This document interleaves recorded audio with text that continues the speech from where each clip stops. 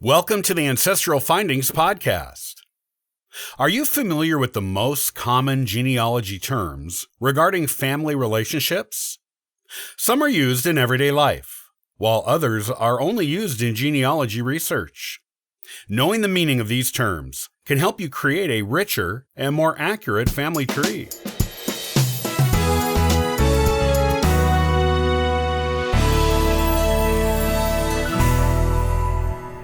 Believe it or not, simply knowing the meanings of some common genealogy terms can help you expand and improve your family tree research. While the concept of a family tree is simple in and of itself, there are certain genealogy terms that you either rarely hear or only hear in conjunction with genealogy research. Some of these terms may be new to you, while others are more familiar.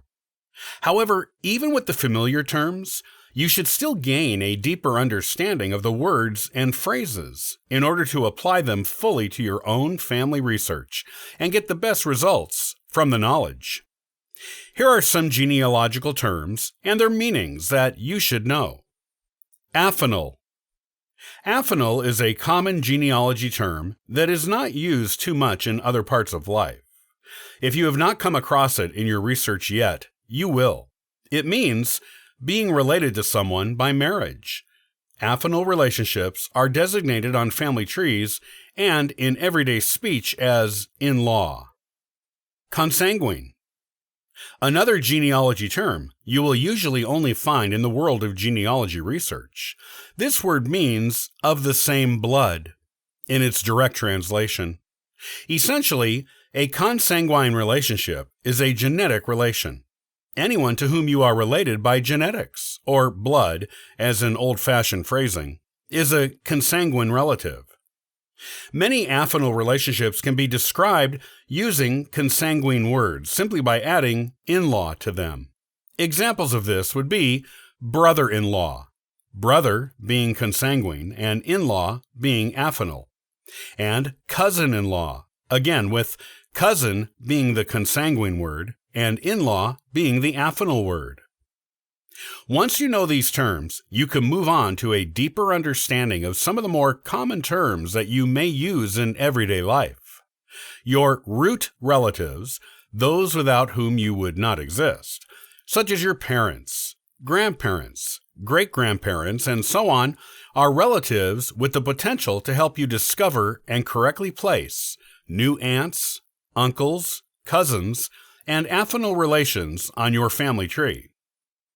Most of us know our grandparents, and the majority of genealogists probably also know all of their great-grandparents, though knowing all of them is not as common in non-genealogical circles. It is when you get back to the preceding generation of great-great-grandparents that even the most experienced genealogists can begin to run into brick walls. These generations are harder to trace because they are farther back in history, and they may have many branches of your family coming from them, which means records of them may be harder to find, as you might not know all of the branches, or who ended up with certain documents or heirlooms originating with them. A great-grandparent is the parent of one of your grandparents, and a great-great-grandparent is the parent of one of your great-grandparents. Each subsequent generation of grandparents you go back adds another great onto the relationship's title. Once you get past great-great-great-grandparent, people in genealogical circles usually just say fourth great, fifth great, sixth great, and so on, to avoid having to say all those greats individually. When you go far enough back in time that you have 26 greats in front of a direct grandparent's relationship to you, you definitely don't want to have to say all those greats out loud. 26 great-grandmother is the perfect and genealogically correct way to go. Each generation gap between a genealogist and a grandparent of however many greats increases the likelihood of records being lost, making that ancestor more challenging to trace. Other members of your family tree of the same generation and line may be lost as well, because you can't find the appropriate great-grandparent. Tracing those greats increases your chances of finding and placing other relatives in the same generation with each new great you discover, and thus makes your family tree bigger, richer, more interesting, and more accurate. In addition to the greats on your family tree, there are also the cousins. This is where a lot of genealogists get tripped up, even experienced ones. When you start talking about third and eighth cousins once or 10 times removed, it becomes challenging to determine exactly how they are related to you. When it comes to first, second, third, and other round-numbered cousins, without the times removed on the relationship, it is quite easy to determine. Just remember that first cousins share the same grandparents as you, but aren't your siblings. Second cousins share the same great-grandparents as you. Third cousins share the same great-great-grandparents as you, and so on down the cousin line.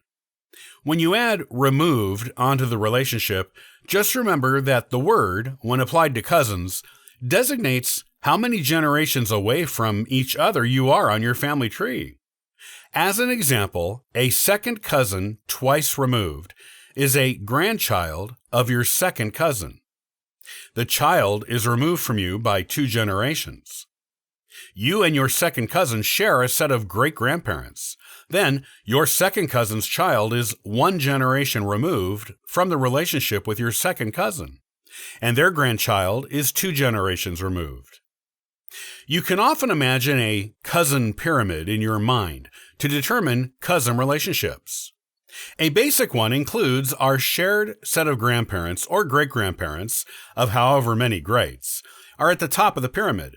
Then your parents and their siblings are the second level, and you and your first cousins are the third level.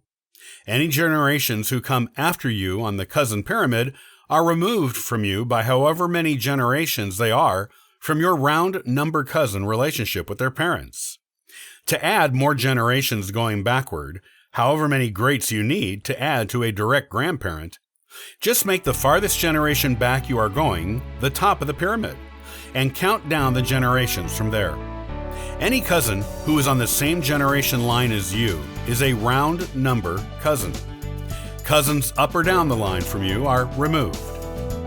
Creating a richer, more detailed, and accurate family tree is as easy as that.